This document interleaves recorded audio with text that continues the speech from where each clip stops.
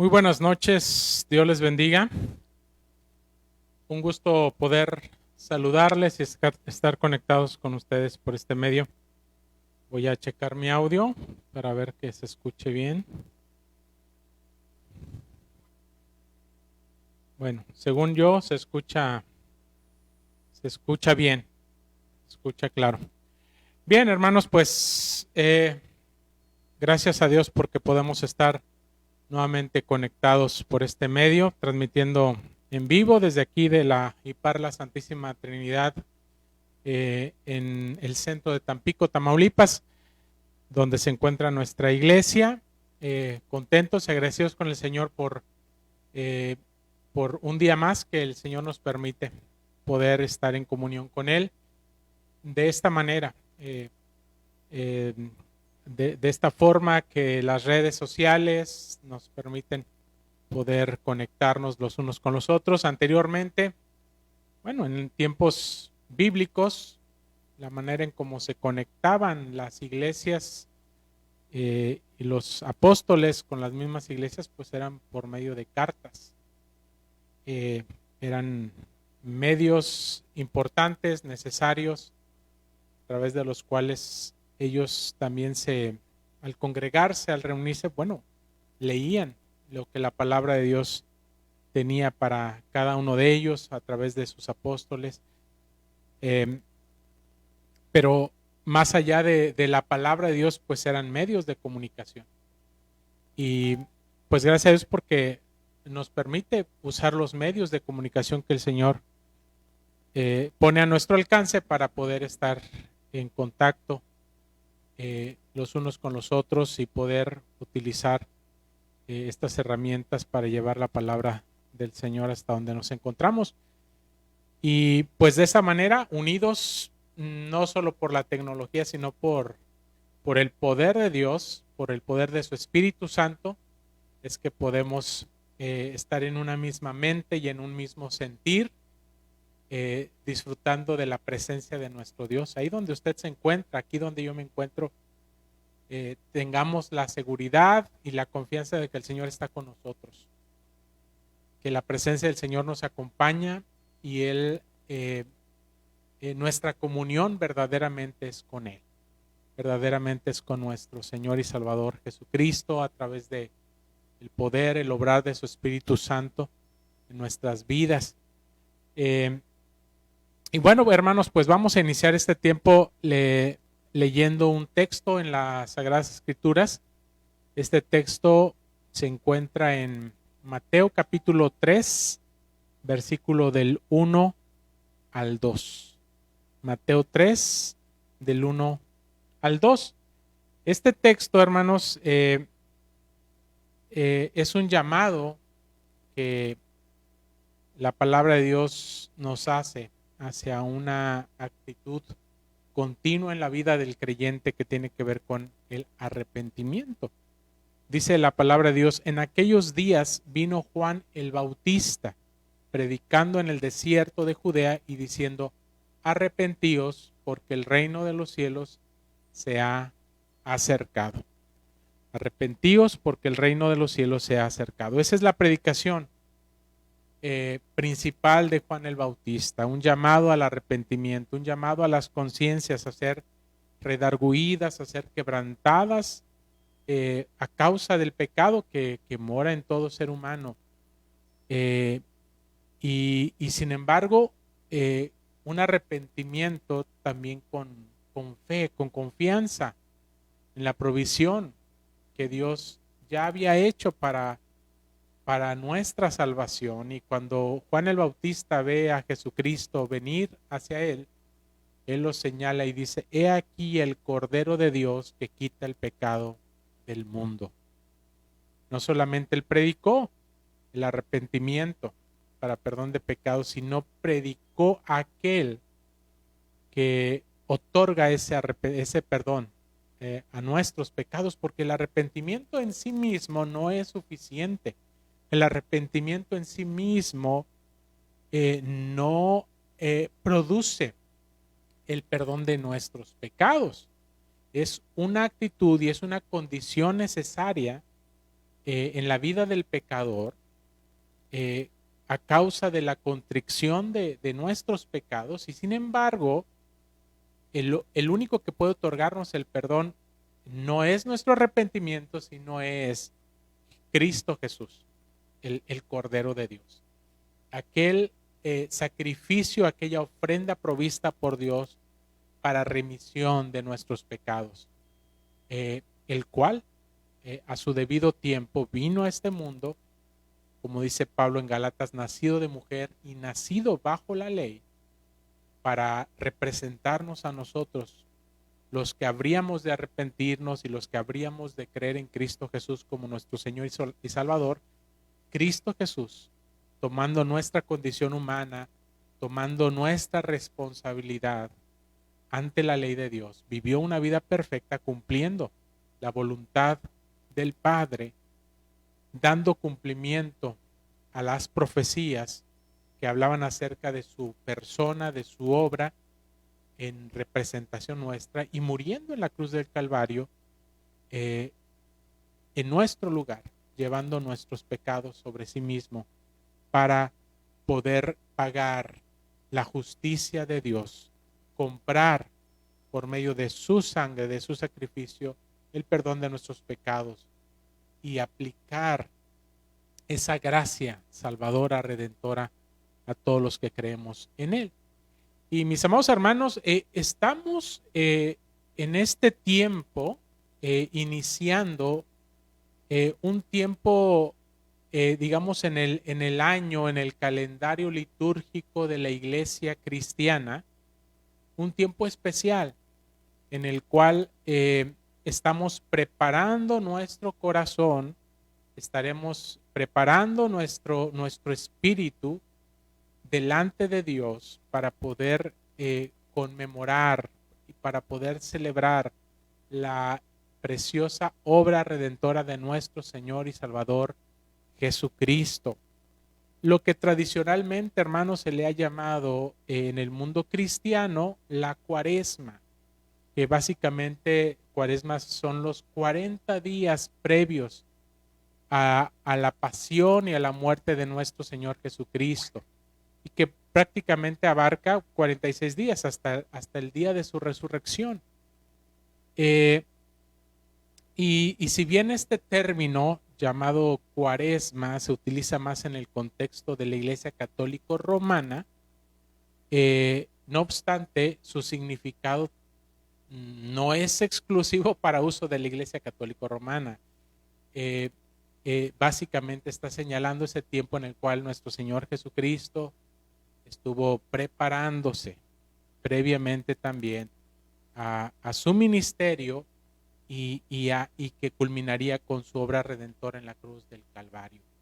Esos 40 días en el cual Él estuvo en comunión con el Señor, precisamente representándonos a nosotros, llevando a cabo una contrición también y una comunión y una dependencia en el Señor, en ayuno, en oración, algo que nosotros necesitábamos y que por supuesto nuestro Señor Jesucristo también necesitaba para poder realizar su ministerio, que fue glorioso y que fue triunfante sobre el poder del pecado, el poder de Satanás, el poder de la misma muerte y del infierno.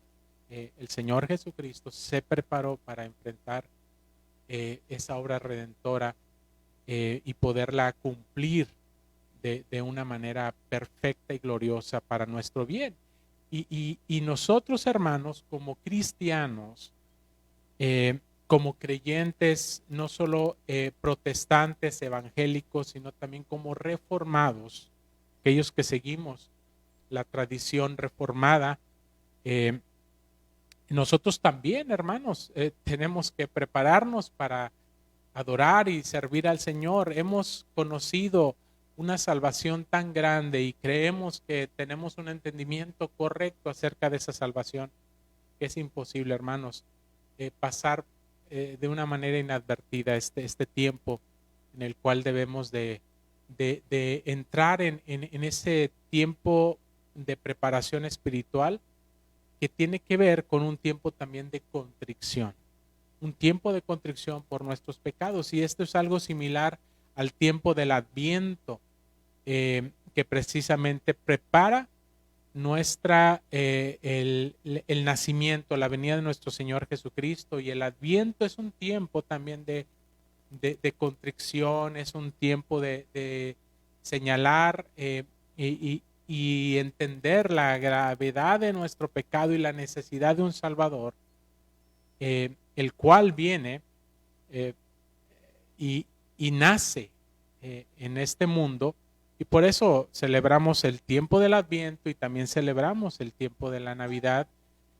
Y ahora que llegamos a la culminación de esa obra redentora de nuestro Señor Jesucristo con la Pascua, pues también tenemos un tiempo de preparación al cual se le llama tradicionalmente la Cuaresma.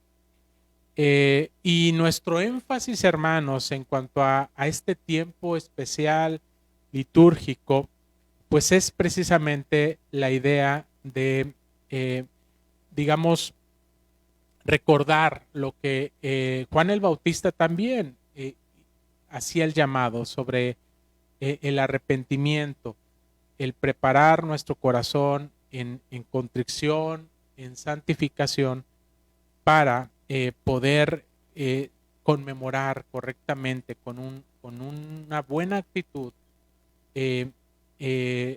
la pasión y la muerte de nuestro Señor Jesucristo. Y de hecho, cuando nosotros celebramos la comunión del Señor, la Santa Cena, se nos pide exactamente eso, que preparemos nuestros corazones con arrepentimiento, con conciencia de que somos pecadores y con arrepentimiento y fe en nuestro Señor Jesucristo para poder participar dignamente de ello.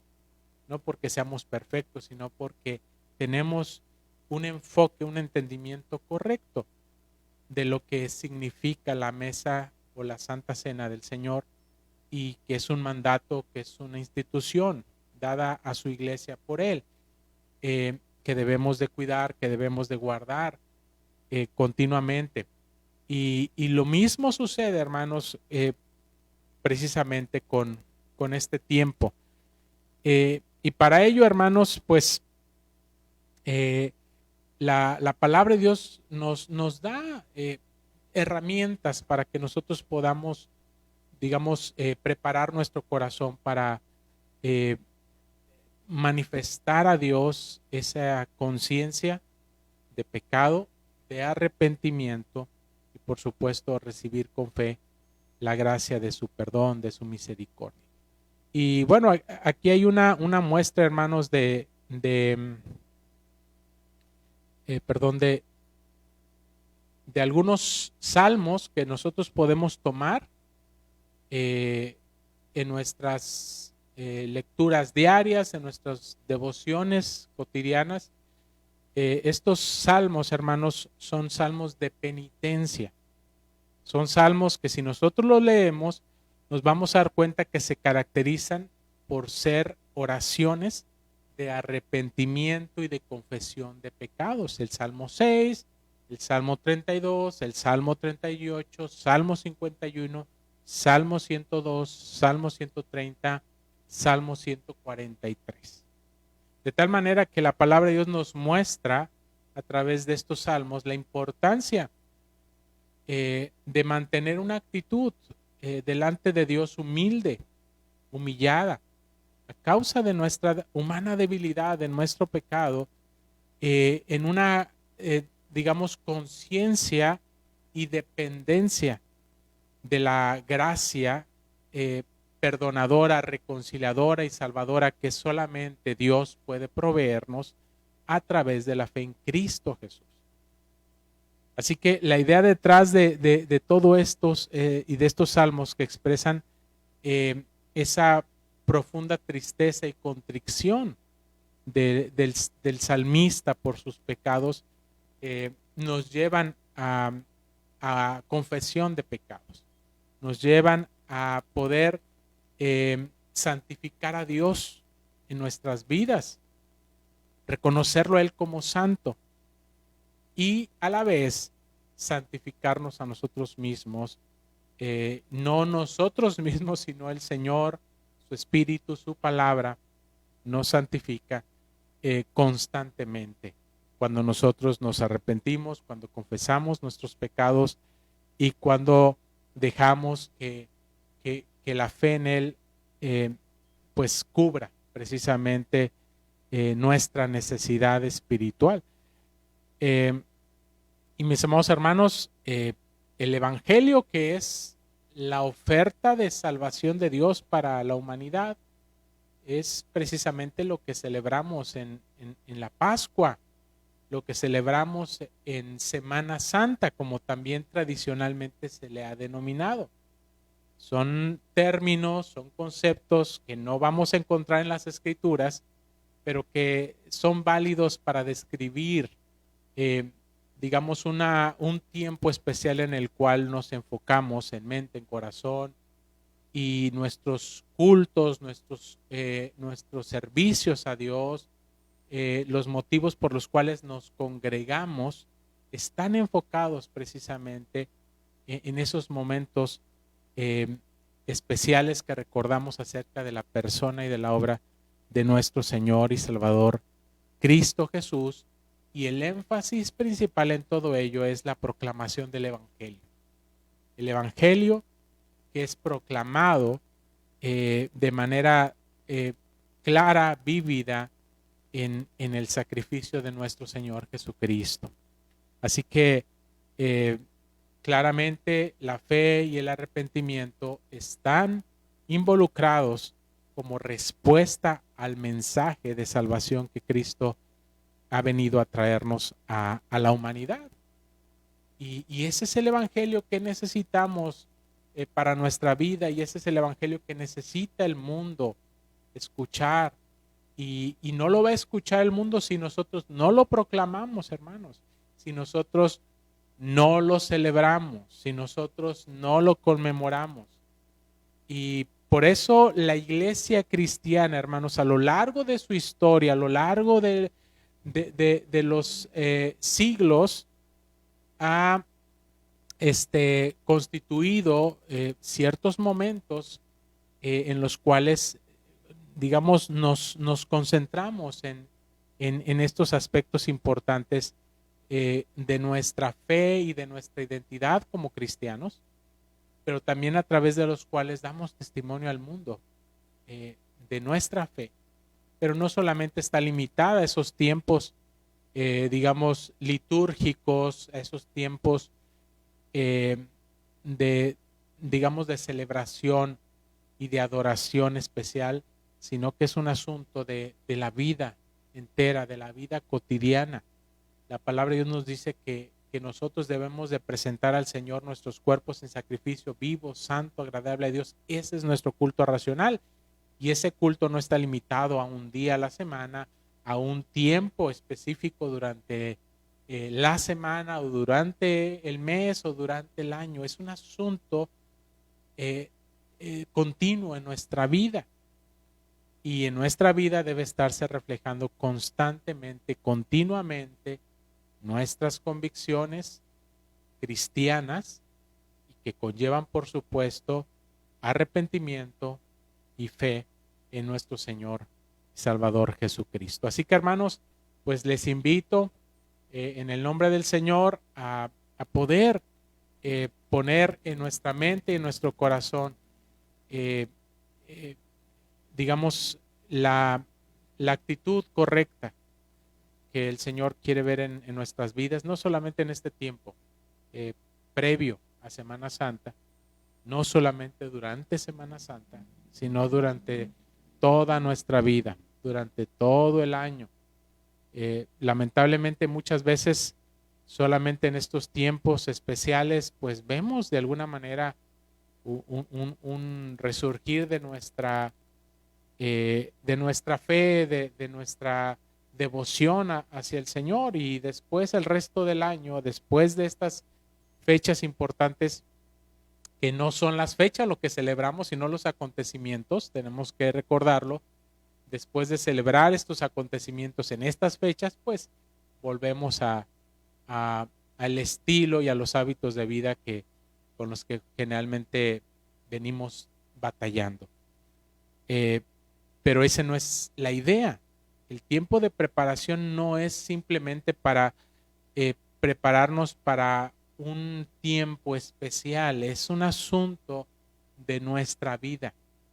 Pero si podemos aprovechar un tiempo especial para encarrilar, para enfocar, para encaminar Dios, por supuesto, nuestra vida hacia Él, pues debemos de aprovecharlo, independientemente de cuál sea el tiempo del año que nosotros estemos celebrando, si es un tiempo especial o si es un tiempo ordinario, no importa, el llamado del Señor está ahí constantemente y el Señor quiere que nosotros acudamos a Él, pero no por ello podemos, digamos, dejar de hacer énfasis y de celebrar aquello que es bueno, que es justo y que es santo para nuestras vidas. Bien, hermanos, vamos a pasar a nuestro tiempo de oración también. Y pues en este tiempo, hermanos, vamos a estar orando, intercediendo por diferentes motivos. Y quiero aprovechar aquí para animarle, para invitarle a que si usted tiene la posibilidad de acompañarnos el próximo viernes, este próximo viernes 24 de febrero a las 7 de la noche, vamos a estar reunidos aquí en nuestra iglesia celebrando un tiempo de oración, de comunión con Dios y de intercesión los unos con los otros. Así que si usted tiene la oportunidad de acompañarnos, no solamente por ser miembro de la iglesia, si usted es una persona que quisiera visitarnos, pues para estar en comunión con Dios, pues las puertas están abiertas siempre para estar en comunión con Él. Este próximo viernes a las 7, de 7 a 9 de la noche vamos a estar en este tiempo de oración Dios mediante. Así que están cordialmente invitados a participar. Y bueno, los motivos por los cuales estamos orando como iglesia pues son diversos. Oramos por nuestros enfermos, por los hermanos, las personas que conocemos que se encuentran pues debilitados en su salud física, pero también, hermanos, oramos por la salud espiritual de nuestra iglesia, por la vida espiritual de los líderes de nuestra iglesia, de los diversos ministerios, de los maestros, de los niños, de los adultos, de todas las familias. Necesitamos orar por una relación, que el Señor nos dé una relación madura con Él, que podamos crecer en nuestra vida espiritual sin estar meramente condicionados a ciertas motivaciones externas o a ciertas circunstancias que pueden ser favorables o pueden ir en contra, pero que nuestra verdadera motivación para tener comunión con Dios sea porque apreciamos quién es Dios, sea porque apreciamos su obra redentora y salvadora en favor de nuestras vidas cuando nosotros no merecemos absolutamente nada de parte de Dios. El Señor nos trata con gracia, con misericordia, y eso debería ser suficiente motivación y razón en sí mismas para poder desear estar en comunión con el Señor. Para ya no ser, como dice el apóstol Pablo, niños fluctuantes, llevados de aquí para allá por circunstancias, por doctrinas, por sentimientos, por emociones, por diversas situaciones con las que podemos y solemos enfrentar. Así que la palabra de Dios nos insta y nos anima a que estemos en comunión con Él, porque necesitamos a Dios, necesitamos estar en una relación personal e íntima con Dios. Por supuesto, oramos también por la obra evangelística, la obra misionera en nuestro país, en el mundo, por cada uno de los misioneros que conocemos que están enviados en diversas partes del mundo, por la obra también misionera local aquí en México, en nuestras comunidades de fe, en nuestras iglesias. Oramos también por nuestra denominación, por la IPAR de México. Oramos por cada uno de los presbiterios, cada uno de las iglesias, cada una de las misiones, de los centros de predicación, de las células o grupos de estudio bíblico, de oración, por nuestras instituciones, por el seminario CREES. Oramos por los planes, por los programas de trabajo que se están desarrollando desde nuestro sínodo hasta la iglesia local. Todo ello tiene que estar en manos de Dios. La Escritura nos llama a poder reconocer a Dios como la cabeza y el fundamento de su iglesia. Así que todas las cosas necesitan depender de Dios. Y la manera de poder mostrar esa dependencia es orando por todas esas cosas. Y no solamente por nuestra iglesia, la Escritura nos llama a orar por nuestra nación, por el mundo, a orar por las diversas instituciones, organizaciones que hay en el mundo y que Dios ha permitido también con un propósito bueno, santo, justo. Orar también por nuestras autoridades gubernamentales, que el Señor también obre en sus vidas para poder, como dice la Escritura, vivir piadosamente, con temor al Señor, orar por el mundo, también por las diversas situaciones que hay de conflictos, de guerras, de desastres naturales como los que hay en Turquía, en Siria, las guerras y los rumores de guerras de las cuales el Señor Jesucristo dijo que habría antes de su venida. Bueno, son señales que el Señor nos permite ver para no simplemente quejarnos y no angustiarnos, sino para confiar y depender en el cuidado que Dios tiene en la vida de su pueblo y en la vida de este mundo que no se gobierna simplemente a sí mismo. Dios tiene control y Dios tiene un propósito eterno,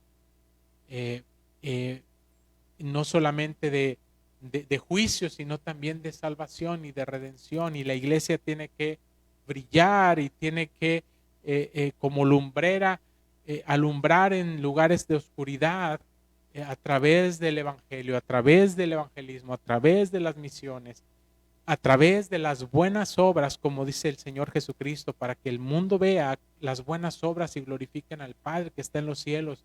Somos la sal de la tierra, dice la Escritura.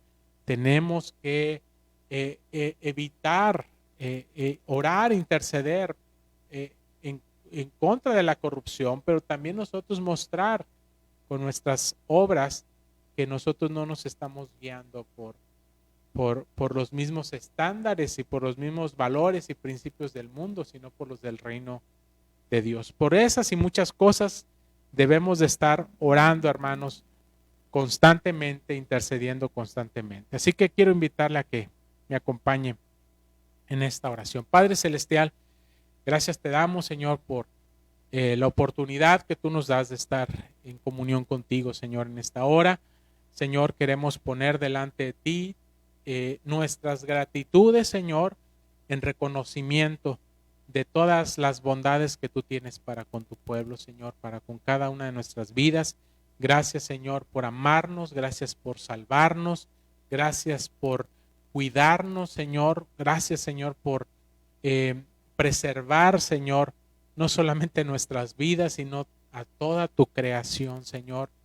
Tú eres soberano, Señor, y tú gobiernas absolutamente todas las cosas. Confiamos, Señor, en que tú estás dirigiendo los destinos de la humanidad, los destinos de la creación, Señor, hacia un propósito glorioso y eterno, Señor, que tú nos has revelado en tu palabra y que nosotros, Señor, estamos aquí en este mundo, Padre, para contribuir, Señor, para ser parte de esa obra salvadora, redentora, santificadora, transformadora, Señor, de tu reino, Señor, de tu evangelio en el mundo.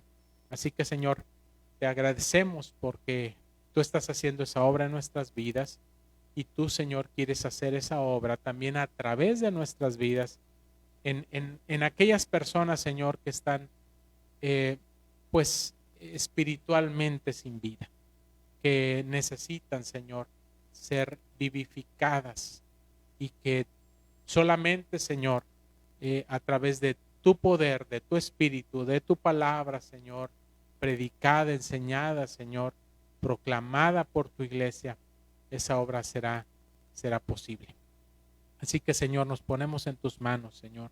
Danos ese sentido de unidad, Señor, danos ese sentido de amor hacia ti, Señor, y también hacia nuestro prójimo, de amor los unos para con los otros, especialmente como hijos tuyos, como parte de tu familia, Señor. Ayúdanos, Padre Celestial, a poder ser solícitos en guardar la unidad del Espíritu en el vínculo de la paz, Señor, y a ver los intereses de tu reino, Señor, por encima de nuestros propios intereses, de nuestros gustos, de nuestros deseos, de prejuicios, de tantas cosas, Señor, que muchas veces nos dividen y obstaculizan, Señor, nuestra relación los unos con los otros. Perdónanos, Señor, si nosotros hemos fallado, Señor, en no buscar la unidad que se centra en Cristo, la unidad, Señor, que tiene en común a Cristo Jesús como el Señor y el Salvador de nuestras vidas y la obra del reino de los cielos, Señor. Padre, ayúdanos, Señor, a ser instrumentos útiles en tus manos, para que el mundo crea, Señor, que tú no, has venido a este mundo, que tú, Señor, eres el Hijo de Dios, que tú eres el Salvador de sus vidas. Ayúdanos, Señor, a ser fieles a tu misión, no solamente en palabras, sino también en obras, de tal manera, Señor, que podamos resplandecer como luz en medio de las tinieblas. Gracias, Padre Celestial, porque tú nos permites entrar en este tiempo, Señor, de preparación espiritual para, Señor, conmemorar tu pasión, tu muerte y celebrar tu gloriosa resurrección. Que Señor, pues es Señor, el clímax, Padre, de toda tu obra redentora aquí en este mundo, Señor. Así que gracias, Padre Celestial, por ayudarnos, Señor, a poder encaminar, Señor, nuestros corazones, nuestros pensamientos hacia ti. Señor, toma en tus manos las necesidades, Señor, que tiene tu pueblo, tu iglesia en estos momentos. Aquellos motivos por los cuales estamos orando, Señor, los ponemos en tus manos. Por los enfermos, Señor, te suplicamos que tú les bendigas, que tú, Señor, les guardes, que tú les fortalezcas, Padre, les sanes, Señor, con tu poder, con tu gracia, Señor, y con los medios que tú pones a nuestro alcance, Señor, pero sabemos que dependemos de ti, Señor. Así que trae fortaleza, Señor, y trae salud donde haya enfermedad. Señor, confiamos en que si esta es tu voluntad y nos sujetamos a ella, Señor, que todo esto será posible. Señor, danos también, Señor, voluntad, danos entendimiento, Señor, sobre lo que hace bien y lo que hace mal a nuestra salud. Porque también somos mayordomos de nuestro cuerpo, Señor, porque también tú nos has hecho responsables de este templo que nos has dado, Señor, el cual es habitación de tu Espíritu Santo, y dice tu palabra que no debemos de destruir tu templo, Señor. Así que danos esa conciencia, ayúdanos a tener el control, el dominio propio que tu palabra nos enseña, Señor, que tu Espíritu Santo nos da para poder cuidar correctamente, Señor, nuestra salud, Señor, porque no es simplemente para nosotros, para nuestro disfrute, Señor, sino para poder servirte mejor, Señor, poder honrarte mejor con nuestras fuerzas, Señor, aunque sabemos que están limitadas y que no son perfectas, pero Señor, ayúdanos a poder amarte como dice tu palabra, con toda nuestra mente, con todo nuestro corazón y con todas nuestras fuerzas. Esas fuerzas que no solamente son espirituales, sino también físicas. Así que, Señor, te rogamos por la salud, Señor, y por la fortaleza que necesitan nuestros cuerpos cuando pues están llenos de debilidad. Señor, que encontremos esa motivación y esa fortaleza que solamente tú nos das. Señor, por supuesto, oramos por la salud, por la vida espiritual de cada uno de nuestras vidas, de nuestros hermanos, de nuestras familias. Señor, fortalécenos, Señor, espiritualmente. Perdona nuestros pecados, Señor. Perdona, Padre, todos aquellos aspectos con los cuales nos rebelamos en tu contra, Señor, que no se apegan a tu voluntad, a tu sentir, Señor. Perdona nuestros egoísmos, Señor. Perdona nuestros orgullos. Perdona nuestros rencores. Todas aquellas cosas sutiles, Señor, con las cuales a veces nos hemos acostumbrado a vivir y no vemos como algo pecaminoso, Señor. Lo consideramos simplemente parte de nuestra existencia, pero Señor, no luchamos en contra de estas cosas. Señor, perdona todas esas cosas que nos impiden tener una correcta relación contigo y una correcta relación con nuestro prójimo. Señor, y pues cuánto más aquellas cosas que también, Señor, hieren, transgreden, Señor, tu voluntad, Señor, no solamente a nuestro prójimo, sino que te ofenden a ti directamente, Señor. Perdónanos, Señor, por todo ello. Purifícanos, santifícanos, guíanos, Señor, hacia el conocimiento más y más de tu voluntad, Señor, y que podamos asumirla, Señor, con buena voluntad también en nuestras vidas. Señor, te rogamos por los misioneros, por los evangelistas, por los diversos ministerios, Señor, que tú has levantado a través de tu iglesia para proclamación de tu evangelio en el mundo, Señor, sobre todo en aquellos países no alcanzados. Señor, bendice, Padre Celestial, la obra misionera y evangelística, Padre, aquí en nuestra nación, pero también en los lugares lejanos, Señor, donde tu palabra no ha sido proclamada, donde no ha sido sembrada la iglesia, Señor. Padre Celestial, te rogamos que envíes más y más obreros a tu mies, Señor, pero que tu iglesia, Señor, ese semillero de obreros, Padre, pueda, Señor, poder identificar a esas personas con ese llamado para alentarlas, para enviarlas, para cuidar de ellas, para proveerles, Señor, para que puedan hacer aquella obra, Señor, que de otra manera no será hecha. Y que tu iglesia, Señor, pueda estar unida en el envío, en el sostenimiento, en la intercesión, en el trabajo que hay para que la obra evangelística y misionera se pueda llevar a cabo.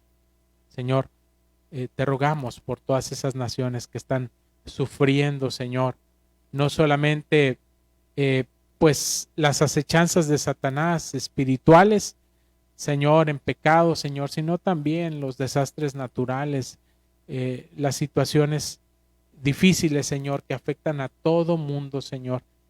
Te rogamos, Padre, que tú traigas consolación en medio de las pérdidas, de las muertes, que tú traigas provisión, Señor, a toda necesidad que pudiera haber, Señor, en esas naciones. Que tú, Señor, envíes también, Señor, a las personas que habrán de colaborar, Señor, también, y que están colaborando, Señor, en rescates, en hacer provisión, Señor, en trabajar, haciendo el bien, Padre Celestial, a tantas personas con necesidad, y de esa manera testificar el amor, testificar la misericordia, testificar la gracia que solamente tú nos das por medio del Evangelio, por medio de Jesucristo, y que puedas abrir puertas también, Señor, en corazones, Señor, para que puedan conocerte y puedan arrepentirse y puedan creer en ti. Señor, dejamos en tus manos a la iglesia en general, Señor, dejamos en tus manos a las actividades, los programas, Señor, que se están llevando a cabo, Señor, en nuestro campo sinódico, Señor, en cada presbiterio, en cada iglesia. cada pastor, cada anciano, cada diácono, cada ministro, Señor, cada persona, Señor, que tú le has llamado y le has conferido una responsabilidad para servirte y para edificar a la iglesia y testificar al mundo para tu gloria. Señor, los ponemos en tus benditas manos. Padre Celestial, gracias te damos, Señor, por nuestra nación. Gracias, Señor, también te damos por los gobernantes y los ponemos en tus benditas manos, Señor, para que tú obres en ellos tu voluntad, Señor, y a través de ellos, Señor, también impartas gracia, Señor, esa gracia general que es benigna, que es buena, que es santa, que es justa, Señor, que también se manifieste, Señor, a los hombres, Señor, a los gobernantes y a todas aquellas personas, como es tu palabra, que están en eminencia. Señor, úsales para tu voluntad, Señor, úsales para hacer el bien. Y así a todas las naciones, Señor, y a todos sus gobiernos. Los ponemos en tus benditas manos. Gracias, Padre Celestial, por escucharnos. Gracias, Padre Celestial, por atender a nuestras peticiones. Gracias, Señor, por tomar nuestras vidas en tus manos y darnos la paz, el consuelo, la fortaleza, la bendición, Señor, que tanto necesitamos. Gracias, Señor, porque todo lo recibimos, Señor, por medio de la persona y la obra de nuestro Señor Jesucristo. En su nombre oramos, en su nombre confiamos, en su nombre esperamos, Señor. Gracias te damos por todo ello en el nombre de Cristo Jesús. Amén. Bien, hermanos, pues se nos ha pasado un buen tiempo de esta hora. Vamos a continuar, hermanos, con nuestro estudio bíblico, hermanos, aunque bueno, vamos a retomar un poco lo que hemos estado reflexionando en transmisiones anteriores, que tiene que ver con el tema de la adoración a Dios, la adoración que la iglesia, los cristianos le profesamos a Dios. Y vamos a retomar un poquito lo que hemos estado hablando, hermanos, acerca de los principios de adoración cristiana y los elementos que también conlleva esa adoración. Hemos estado hablando, hermanos, acerca de principios para la adoración cristiana y hermanos, hemos visto principalmente dos principios con los cuales el pueblo cristiano evangélico guía su adoración delante de Dios. Estos dos principios, permítanme un segundo, voy a quitar mi cámara. Estos dos principios son los principios normativo y el principio regulativo. Principio normativo y principio regulativo.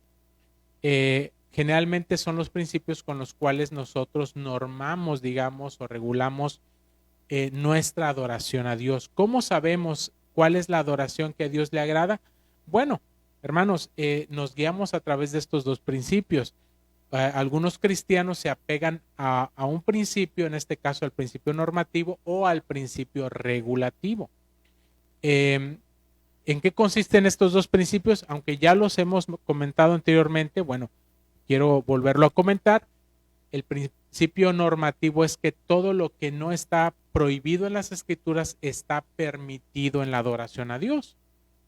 Así que el principio normativo enseña que básicamente si algo no está prohibido en la palabra de Dios, puede ser usado para la adoración a Dios. Y este principio, pues aparentemente permite muchas cosas, digamos, que no están contempladas en las Escrituras necesariamente como un mandamiento para adorar a Dios. Ahora, ¿significa eso que podemos hacer exactamente o cualquier cosa que nosotros querramos para adorar a Dios, a nuestra forma, a nuestra idea? No, hermanos, el principio normativo no señala que podemos hacer lo que se nos pegue la gana para adorar a Dios. Simplemente está diciendo que lo que la Escritura no está contemplando como algo prohibido, obviamente dentro de la norma general de la palabra de Dios puede ser utilizado para adorarle. Por supuesto que hay extremos dentro de este principio que prácticamente y nosotros lo vemos dentro de la experiencia, digamos, adorativa de la iglesia, que hay una diversidad de expresiones de adoración, hermanos, que algunas las podemos considerar bíblicas y otras no tan bíblicas o no bíblicas de plano, pero todas, hermanos, encajan dentro de ese principio normativo. Ahora, el principio regulativo para la adoración nos enseña que todo lo que no está ordenado en las escrituras, entonces está prohibido en la adoración. Y este es otro principio distinto y que nos lleva hacia una dirección distinta, hacia un extremo opuesto al principio normativo. Mientras el principio normativo permite todo aquello que no está prohibido, el principio regulativo prohíbe todo lo que no está ordenado explícitamente en las escrituras. Y ya hemos también hablado acerca de este principio. Hemos analizado Deuteronomio capítulo 12, versículo del 30 al 32 y Levítico capítulo 10, versículo del 1 al 2, donde en Deuteronomio 12 del 30 al 32 claramente se regula, digamos, la adoración a Dios. Dios le habla a su pueblo a través de Moisés y le dice explícitamente que no pueden adorar a Dios según, digamos, la adoración que otros pueblos le profesaban a sus propios dioses, que Dios mismo se encargaría de regular, de establecer cuál sería la adoración que a él le agrada. Y Dios le dio claramente a su pueblo indicaciones, mandamientos, principios por los cuales su pueblo debía de adorarle y qué cosas debería de evitar en cuanto a su adoración. Esto, por supuesto, se expresó, mejor dicho, en la adoración litúrgica, ceremonial que había en el Antiguo Testamento bajo el Antiguo Pacto, ¿sí? Y vemos también, por ejemplo, en Levítico 10, del 1 al 2, un ejemplo claro cuando algo se hizo que no se apegaba a lo que Dios había prescrito de acuerdo a sus mandamientos. Es el caso de los hijos de Aarón, que pues fueron consumidos por el fuego, porque ellos estaban ofreciendo, dice el Señor, dice la Escritura, un fuego extraño que el Señor no había ordenado, es decir, algo que no hicieron de manera correcta, en una forma correcta, en que Dios debía ser honrado, santificado. Ellos no lo tomaron en cuenta o no lo tomaron con la seriedad o bajo las normas que Dios había establecido, y bueno, hubo consecuencias, en este caso, pues terribles para sus vidas porque murieron. Estos textos, hermanos, principalmente Deuteronomio y Levítico, nos enseñan que Dios es el que regula su adoración. Y generalmente, hermanos, como iglesias cristianas reformadas, nos apegamos más al principio regulativo que al normativo, hablando en el sentido confesional, en el sentido teológico. Nosotros decimos que nos apegamos más al principio regulativo, pero la realidad es que en la práctica, no estamos tan apegados al principio regulativo, sino que en la práctica también practicamos el principio normativo. Hay una mezcla tanto del principio normativo como del principio regulativo en la práctica de cómo nosotros celebramos nuestros cultos. Y esto me refiero a muchas de nuestras iglesias, hablando específicamente de las iglesias presbiterianas. Hay pocas iglesias que se apegan estrictamente al principio regulativo. Y la gran mayoría de las iglesias cristianas reformadas y no reformadas, digamos que se guían por el principio normativo. En la práctica, hermanos, aunque en la confesión de nuestra fe decimos que nos apegamos al principio regulativo. Y un ejemplo, una muestra de eso, hermanos, es lo que la Confesión de Fe de Westminster nos dice en su capítulo número 21, en su párrafo primero. Dice esta confesión lo siguiente: la forma aceptable de adoración al Dios verdadero está instituida por Él mismo y está de tal manera limitada por su propia voluntad revelada que no debe ser adorado según las imaginaciones e invenciones de los hombres o según las sugerencias de Satanás, bajo ninguna representación visible o en alguna otra forma que no esté prescrita en la Biblia. Claramente lo que nosotros vemos aquí es el principio regulativo, ¿sí? La Confesión de Fe de Westminster, bajo la cual nosotros nos guiamos como cristianos reformados, pues está señalando que el principio regulativo, es decir, que la palabra de Dios es la que regula lo que es bueno, lo que es agradable para la adoración al Señor, y que está explícitamente revelado en las Escrituras, y que lo que no está ahí en las Escrituras ordenado como tal, pues entonces debería de estar prohibido. Ahora, ¿qué quiere decir la confesión de fe en la práctica? Ya en la práctica de nuestro culto. ¿Qué es lo que la misma confesión de fe define como los elementos para la adoración? Es decir, ¿qué no es lo que nosotros tendríamos que tomar en cuenta como cosas que Dios ha ordenado en su palabra para recibir adoración de nuestra parte? Bueno, aquí tenemos precisamente cuáles son esos elementos de adoración, y estos los podemos encontrar a lo largo de todo el capítulo 21 de la Confesión de Fe de Westminster. Y son los siguientes elementos. Primero, la oración. La oración que se eleva a Dios con acciones de gracias, y eso lo vemos claramente en en Filipenses capítulo 4, versículo 6.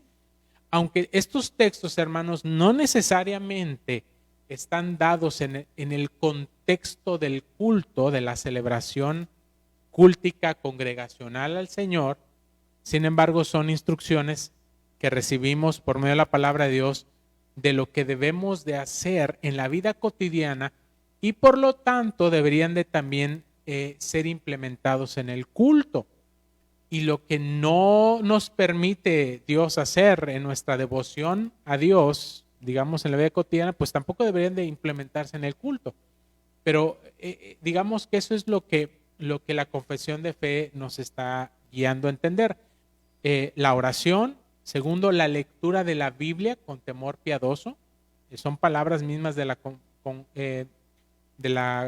confesión. Que leamos la palabra de Dios. La simple lectura es importante para nuestra adoración, pero también la sana predicación y el escuchar la palabra conscientemente en obediencia a Dios con entendimiento, fe y reverencia. Son palabras de la misma confesión. Es decir, que no solamente tenemos que leer la Biblia, sino que tenemos que predicarla y tenemos que escucharla, estudiarla, discernirla, comprenderla de tal manera que pueda fortalecer nuestra fe, darnos convicciones y ayudarnos a perseverar en nuestra vida como cristianos. La lectura, la predicación, la enseñanza, el escuchar la palabra es sumamente importante para esto. Ahora, eso también la Escritura nos lo habla explícitamente, ¿sí? Por otra parte, el canto de los salmos con gracia en el corazón, como lo dice Colosenses capítulo 3, versículo 16. Es decir, que nosotros debemos de cantarle a Dios. La confesión identifica que esos cantos tienen que ser los salmos, es decir, los cantos que ya Dios ha inspirado en su palabra y que son claramente establecidos por Dios para su adoración. Es decir, fuera de los salmos, nosotros no deberíamos de cantar nada más, según el principio regulativo. No deberíamos nosotros de cantar nada que esté fuera de los salmos que han sido inspirados para la adoración a Dios. ¿Ok? Eso es lo que nos enseña la confesión y lo que nos enseña el principio regulativo. Y aquí hago un paréntesis para decir, hermanos, que simplemente en el aspecto del canto, nosotros, aún como cristianos reformados, que digamos estamos tratando de seguir el principio regulativo, no nos apegamos en este punto al 100%. Es decir, también entonamos otros cantos, otros himnos que no necesariamente están explícitamente expresados e inspirados en la palabra de Dios. También hay un margen para la adoración a Dios de acuerdo a nuestra práctica, para la adoración a Dios a través de himnos, a través de cantos que no necesariamente son explícitamente la palabra de Dios. Están inspirados, están acordes, digamos, en la palabra, pero no son la palabra. Y ya simplemente en este punto, hermanos, ya no estamos apegándonos al principio regulativo, sino que ya estamos en el principio normativo. Es decir, estamos diciendo, bueno, la palabra de Dios no nos prohíbe que cantemos a Dios algo de una invención, digamos, personal. Por lo tanto, lo cantamos. Y eso ya es principio normativo, no regulativo. Y esto yo lo quiero comentar para que nos demos cuenta que no siempre en todos los puntos nos apegamos a un solo principio. Por otra parte, dice el principio normativo, pero en regulativo, la confesión de fe dice que la debida administración y digna recepción de los sacramentos instituidos por Cristo, es decir, que algo importante para nuestra adoración deben ser los sacramentos impartidos y recibidos de manera correcta, digna.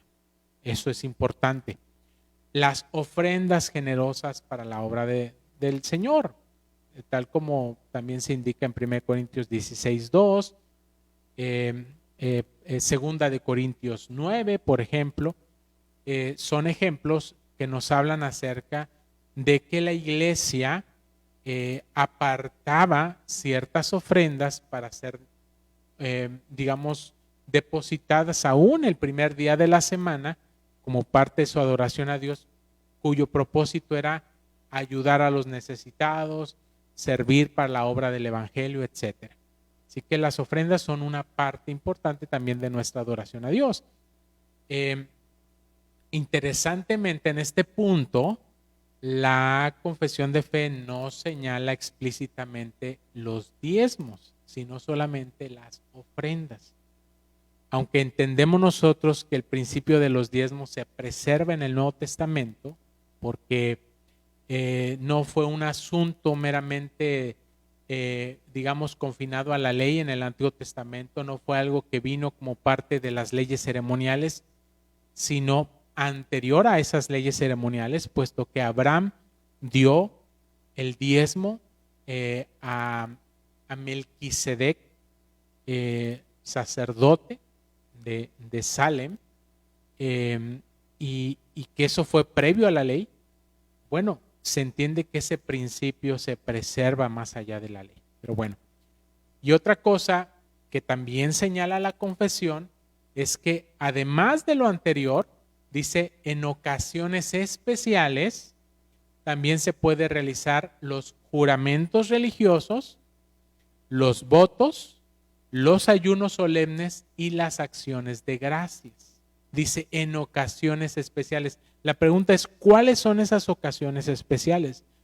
Y yo personalmente creo, hermanos, que este punto que señala la confesión de fe sobre ocasiones especiales está dando margen al principio normativo, porque realmente no encontramos nosotros en las Escrituras mandamientos explícitos para celebrar ciertas ocasiones especiales, y sin embargo, aunque no están ordenados, tampoco están prohibidos, y generalmente nosotros lo hacemos. Por ejemplo, cuando celebramos Navidad, cuando celebramos Semana Santa, cuando celebramos otros tiempos litúrgicos durante el año, no están ordenados explícitamente en las Escrituras.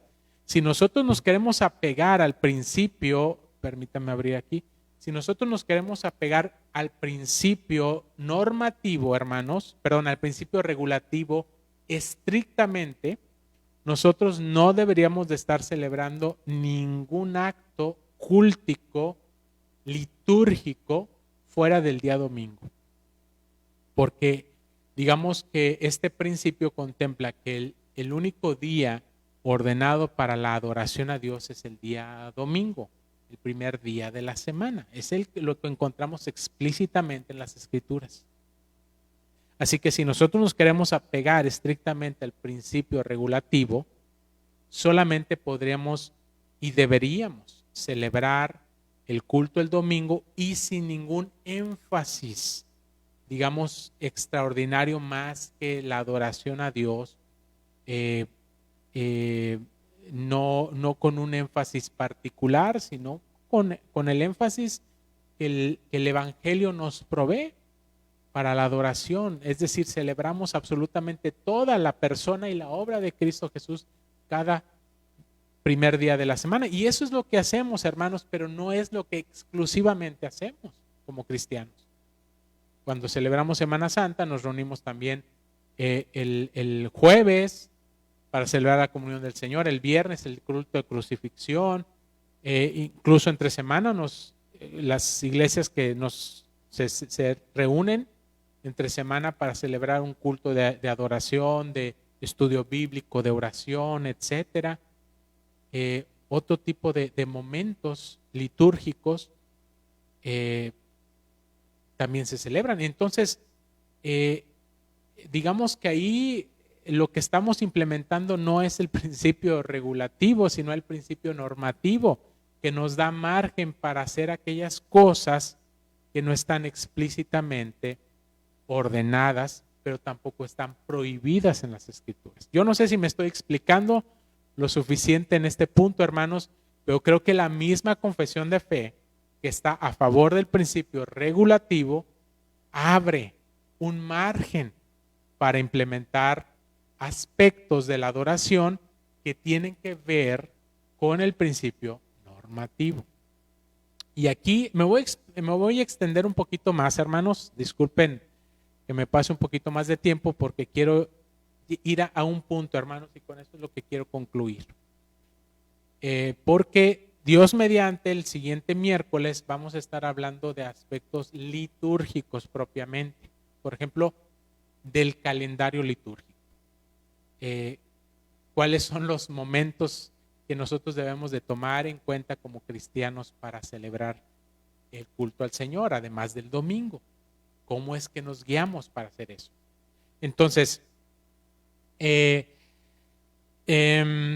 tal como lo veo, hermanos, y puede usted estar de acuerdo o no conmigo, esta última sección que dice, y además en ocasiones especiales, que no se definen cuáles son esas ocasiones especiales, se pueden hacer juramentos religiosos. Bueno, no sabemos tampoco en qué consisten esos juramentos, propiamente hablando. Creo que ahí entra un aspecto de cierta libertad en la cual nosotros, digamos, hacemos ciertos juramentos, obviamente acordes a la voluntad de la palabra de Dios, pero no hay algo explícito que se nos diga por qué tenemos que estar jurando, ¿no? Igualmente los votos, y así también dice ayunos solemnes y acciones de gracias. ¿Cómo nosotros regulamos la cuestión de los ayunos? ¿Cuánto tiempo tenemos que ayunar? ¿Y en qué momento tenemos que hacerlo? Y cuando dice acciones de gracias, ¿por qué cosas entonces tendremos que dar gracias a Dios, además de las cosas que ya estamos haciendo en el culto, con la oración, por ejemplo? ¿Qué otros énfasis, qué otras acciones de gracias nosotros tenemos que dar a Dios? ¿Hay margen para otro tipo de celebraciones de adoración al Señor como acciones de gracias? Por ejemplo, se puede celebrar un culto de acción de gracias por el cumpleaños de una persona, unos 15 años, una boda. o algún otro momento, un aniversario de iglesia. Se puede celebrar un culto especial como generalmente se estilan por el Día de la Reforma, por el Día de la Biblia, etcétera. Son acciones de gracias, el énfasis es acción de gracias. Y ciertamente esas acciones de gracias toman los mismos elementos de la adoración, como la oración, la lectura, la predicación, el canto, la administración de los sacramentos, las ofrendas, etcétera. Pero no están simplemente limitados al día de adoración congregacional que se lleva a cabo el día domingo. Insisto, creo que la confesión de fe, cuando habla del principio regulativo, no obstante, no está descartando del todo el principio normativo. Y creo yo, hermanos, que hay cierto margen allí para poder de alguna manera, y esto es algo meramente personal, hermanos, poder tratar de fusionar ambas cosas, tanto el principio normativo como el principio regulativo, de una manera sana, sin que esto nos lleve a un conflicto en el cual nos excluyamos mutuamente. Porque el principio normativo y el principio regulativo, si nos queremos apegar estrictamente a cualquiera de estos dos principios, se excluyen mutuamente. Tal como está formulado, el principio regulativo no da margen al principio normativo. Y tal como está regulado, como está establecido el principio normativo, no da margen al principio regulativo. Yo creo, hermanos, que estas dos posiciones de estos dos principios que se autoexcluyen, más bien que se excluyen mutuamente el uno al otro, no, digamos que en las escrituras, y eso es lo que quiero ver después, hermanos, en las escrituras creo que encontramos principios bíblicos que dan el margen para la coexistencia de ambos principios, no necesariamente en un sentido excluyente el uno del otro. Pero bueno, ya no quiero alargar más esta transmisión, este video, hermanos. Quería abarcar otro punto, otra diapositiva más, pero lo voy a dejar para el siguiente miércoles, y si Dios lo permite, bueno, vamos a entrar también en aspectos de la liturgia. Así que vamos a dejarle hasta aquí. Pues gracias, hermanos, por estar en contacto, conectados a través de este medio, y bueno, pues les invito a orar una vez más para estar en comunión con el Señor. Padre Celestial, gracias te damos, Señor, por la oportunidad que tú nos das, Señor, de poder estar en comunión contigo a través de este tiempo de adoración, Señor, de comunión contigo en la oración.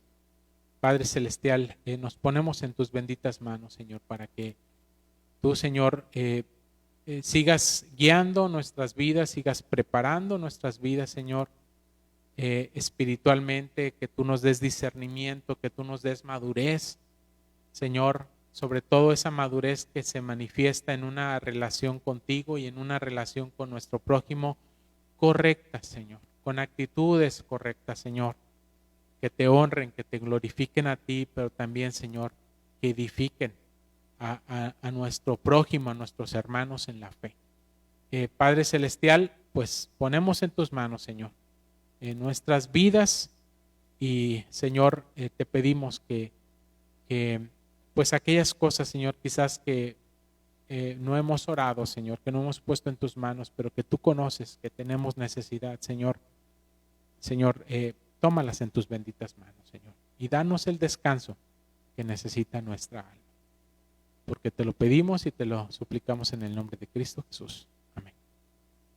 Bien, hermanos, pues gracias por estar aquí conectados, que el Señor les bendiga, que el Señor les guarde, y pues nos vemos, Dios mediante, el próximo domingo a las 11 de la mañana, en que estaremos también alabando y adorando a nuestro Dios en el culto de adoración, y también a las 10 de la mañana en la escuela bíblica dominical. Estamos estudiando el catecismo de Heidelberg.